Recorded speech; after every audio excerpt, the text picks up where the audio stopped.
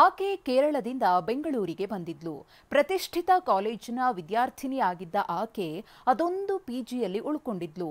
ಆದರೆ ಅದೇ ಪಿಜಿಯಲ್ಲಿ ನರಕ ದರ್ಶನವಾಗಿದೆ. ಪಿಜಿ ಮಾಲೀಕನೇ ವಿದ್ಯಾರ್ಥಿನಿ ಮೇಲೆರಗಿ ಅಟ್ಟಹಾಸ ಮೆರೆದಿದ್ದಾನೆ.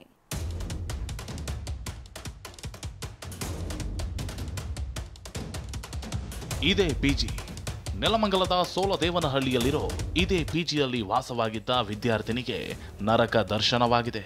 ವಿದ್ಯಾರ್ಥಿನಿಯರ ರಕ್ಷಣೆ ಮಾಡಬೇಕಿದ್ದವನೇ ಮುಕ್ಕಿ ತಿಂದಿದ್ದಾನೆ. ಆ ಪಾಪಿ ಇವನೇ.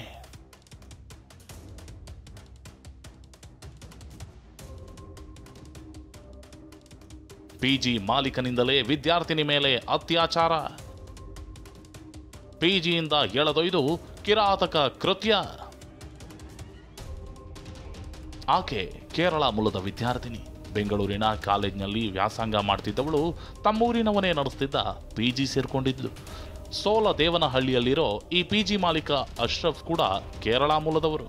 ನಮ್ಮೂರಿನವರೇ ಆಗಿರೋದ್ರಿಂದ ಸೇಫ್ ಇರುತ್ತೆ ಅಂತ ವಿದ್ಯಾರ್ಥಿನಿ ಅಂದುಕೊಂಡಿದ್ಲು.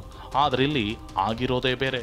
ಬೆಂಗಳೂರು ವಾಯುವ್ಯ ವಿಭಾಗದ ಸೋಲದೇವನಹಳ್ಳಿ ಪೊಲೀಸ್ ಠಾಣಾ ವ್ಯಾಪ್ತಿಯಲ್ಲಿ ನಿನ್ನೆ ಅತ್ಯಾಚಾರ ಮಾಡಿರುವಂತಹ ಘಟನೆ ಬೆಳಕಿಗೆ ಬಂದಿರತಕ್ಕಂಥ ಸದ್ಯ ನಾವಿರ್ತಕ್ಕಂಥ ಸ್ಥಳ ಏನಿದೆ ಇದು ಸೋಲದೇವನಹಳ್ಳಿ ಪೊಲೀಸ್ ಠಾಣಾ ವ್ಯಾಪ್ತಿಯಲ್ಲಿ ಬರ್ತಕ್ಕಂತಹ ಪಿಜಿ ಆಗಿರ್ತಕ್ಕಂಥದ್ದು. ಇದೇ ಪಿಜಿಯನ್ನು ನಡೆಸಿರ್ತಕ್ಕಂಥ ಅಶ್ರಫ್ ಅಂತ ಏನಿರ್ತಾನೆ, ಈತ ಕಳೆದ 10 ದಿನಗಳ ಹಿಂದೆ ಅಷ್ಟೇ ಒಂದು ಹುಡುಗಿ ಬಂದು ಜಾಯ್ನ್ ಆಗಿರ್ತಾಳೆ. ಅದು ಕೇರಳ ಮೂಲದ ಯುವತಿ ಆಗಿರ್ತಾಳೆ. ಆ ಯುವತಿಯನ್ನು ಆತ ನಿನ್ನೆ ಏನು ತಡರಾತ್ರಿ ಏನು ಮಾಡ್ತಾನೆ, ಆಕೆಯನ್ನು ಕರ್ಕೊಂಡೋಗಿ ನಿರ್ಜನ ಪ್ರದೇಶದಲ್ಲಿ ಅತ್ಯಾಚಾರವನ್ನು ಎಸಗಿದ್ದಾನೆ ಅಂತ ಹೇಳಿ ಕಂಪ್ಲೇಂಟ್ ದಾಖಲಾಗಿತ್ತು.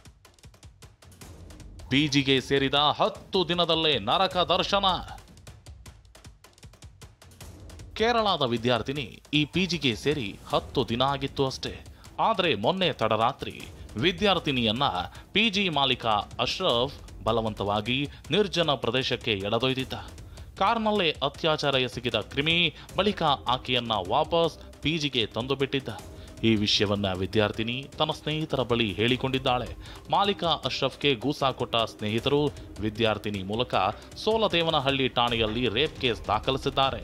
ಫೀಲ್ಡ್ಗೆ ಇಳಿದ ಪೊಲೀಸರು ಆರೋಪಿಯನ್ನ ಬಂಧಿಸಿದ್ದಾರೆ.